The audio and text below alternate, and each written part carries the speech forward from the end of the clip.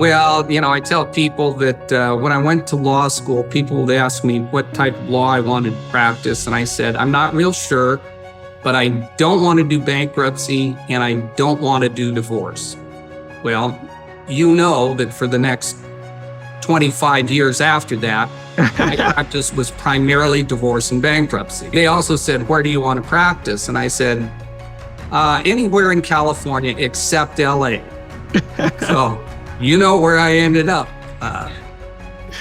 Anyway, that's the beginning of things. But as I went along, I was a general practitioner, so I was doing a little bit of everything. So early on in the practice, I had people that wanted to do wills, and then eventually I had people that had a little larger estate. They wanted to set up a living trust. I had to scramble and figure out how to do this, talk with other attorneys, and I learned how to do it. And over the course of years, I worked at times with other attorneys, other times on my own. I've been on my own now for the last 25 years. I learned how to do estate planning, and about 10 or 15 years ago, I decided that I'd spent enough time with family law, child custody battles, and things like this that can be very wearing on you emotionally as the attorney. It's a high intensity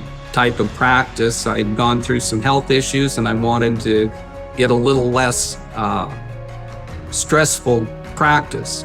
So I moved over to focusing on estate planning and probate and trust administration, which I have to let you know did not get rid of all the stress. People are people. And I had some extremely contentious family fights that went on in the probate courts.